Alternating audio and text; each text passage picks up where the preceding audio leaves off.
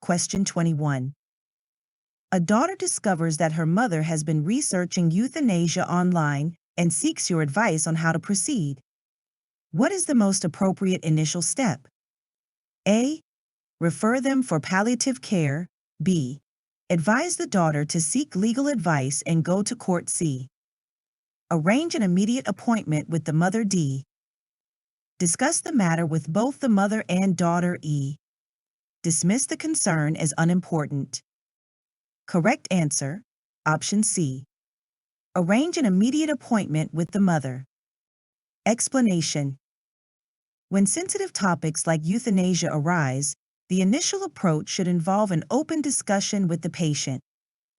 This patient-centered, ethical approach is recommended in Australian practice to address underlying concerns and ensure support is provided. Royal Australian and New Zealand College of Psychiatrists, RAN-CP, Ethical Guidelines. Question 22. A patient involved in a work-related issue has a history of depression and aggressive behavior. He initially consented to the release of his medical records to his employer, but later withdrew his consent.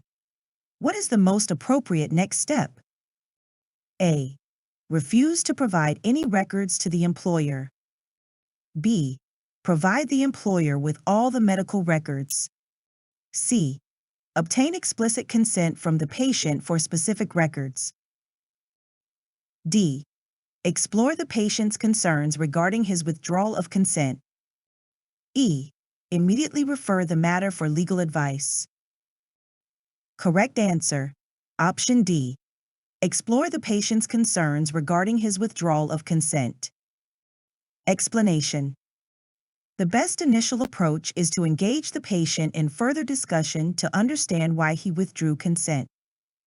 Respecting his autonomy and addressing his concerns are paramount before any further decisions about record sharing are made.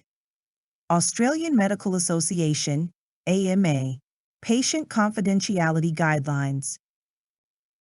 Question 23. A patient presents to the emergency department 3 days after sustaining multiple lacerations from a dog bite while traveling in Southeast Asia. What is the most appropriate post-exposure prophylaxis? A. Rabies vaccine alone. B. Rabies vaccine and rabies immunoglobulin, RIGC. Rabies immunoglobulin alone. D. Wound care and antibiotics only. E. Observation with delayed vaccination. Correct answer, option B. Rabies vaccine and rabies immunoglobulin, RIG. Explanation. For high-risk exposures, especially from rabies endemic regions such as Southeast Asia, a combination of active immunization, rabies vaccine, and passive immunization, RIG, is recommended. This dual approach ensures both immediate protection and long-term immunity, as endorsed by Australian Post-Exposure Prophylaxis Guidelines. Australian Guidelines for Rabies Post-Exposure Prophylaxis, Department of Health. Question 24. Parents are concerned because their 4-month-old baby has been crying all night and not sleeping well. The baby was born at term and is exclusively breastfed. What is the best initial step in managing this situation? A. Add an extra meal at night. B. Obtain more detailed history about the baby's routines and behavior. C. Reassure the parents that this is normal. Advise on improving sleep hygiene. E. Refer for a pediatric sleep study. Correct answer, option B. Obtain more detailed history about the baby's routines and behavior. Explanation. Before providing any management or reassurance, it is essential to gather more information. A detailed history about feeding patterns, sleep routines, and environmental factors helps differentiate normal infant sleep variations from potential pathology. This approach is in line with Australian pediatric practice, where history-taking is the cornerstone of assessment. Royal Children's Hospital Melbourne, Infant Sleep Guidelines. Question 25.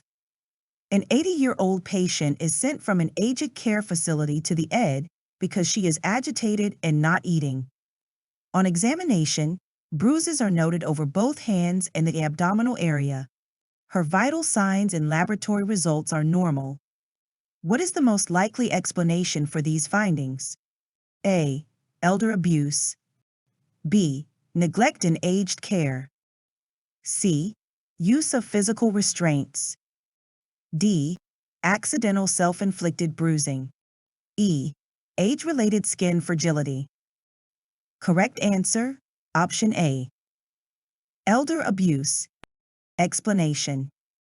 Bruising over both the hands and the abdomen in an elderly patient, especially from an aged care facility, raises a significant concern for non-accidental injury or elder abuse.